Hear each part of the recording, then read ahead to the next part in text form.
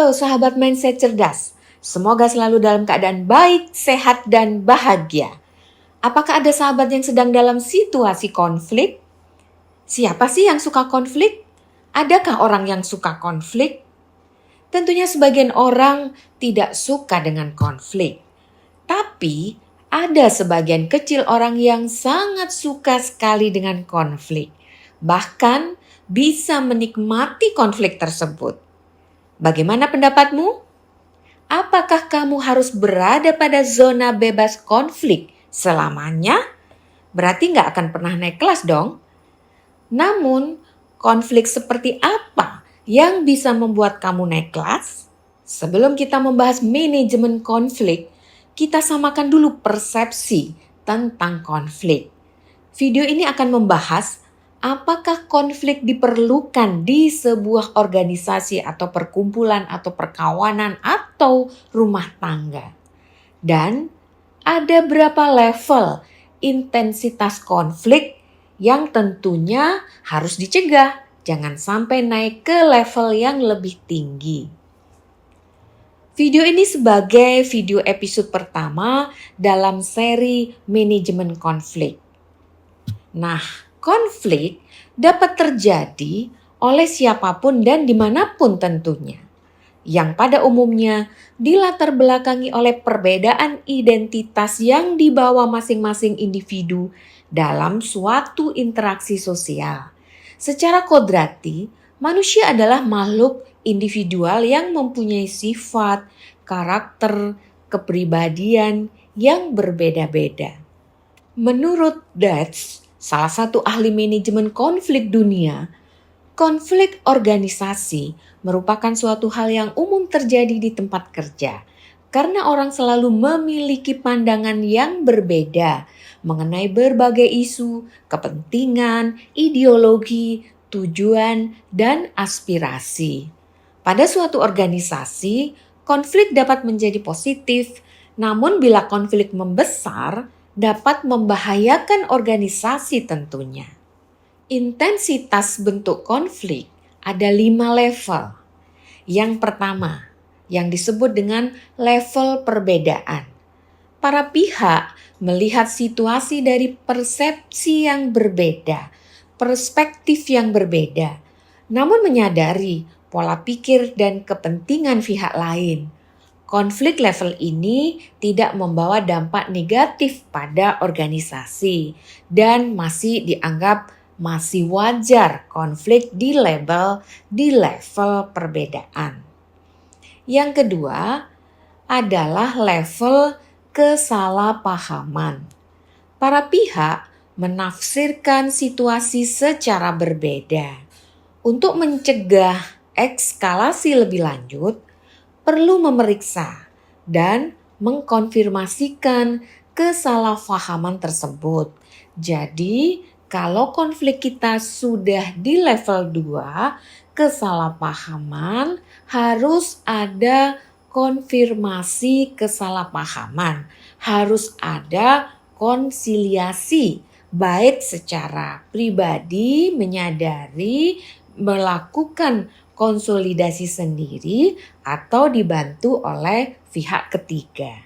Level ketiga dalam intensitas konflik disebut dengan level ketidaksepakatan. Para pihak melihat situasi secara berbeda, namun memahami kepentingan orang lain.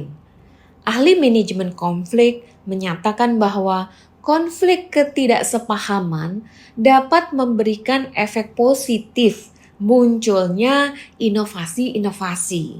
Jadi dengan keadaan yang berbeda, tidak sepakat, beda pendapat, maka bisa dicarikan solusi baru yang disebut dengan inovasi. Walaupun ini level ketiga, berbeda tadi dengan level kedua. Di level kedua, di sana ada kesalahpahaman. Kalau di level 3, ini lebih clear. Mereka tidak sepakat karena beda pendapat. Tentunya berbasis dari data dan ilmu yang dibawa oleh masing-masing. Yang keempat adalah level perselisihan. Ketika konflik mencapai level perselisihan, ditandai dengan para pihak saling menghindar, saling mengkritik, dan saling menghalangi mencapai tujuan, maka konflik level ini akan memberikan dampak negatif. Kondisi ini harus segera diselesaikan. Memberikan dampak negatif kepada para pihak individu tersebut dan juga memberikan dampak negatif kepada organisasi. Untuk itu harus segera diselesaikan.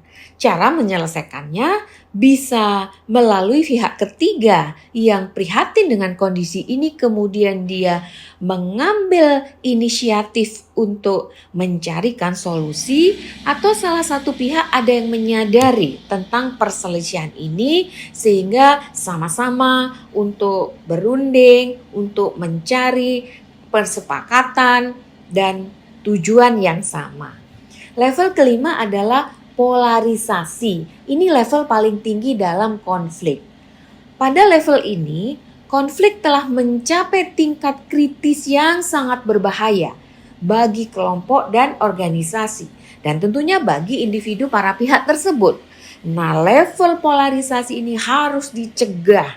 Jangan sampai konflik mencapai level 5 ini, dan kalau memang sudah mencapai level polarisasi, maka harus segera diselesaikan, baik oleh pihak ketiga, dan mudah-mudahan para pihak ada yang menyadari dan menyelesaikan konflik ini.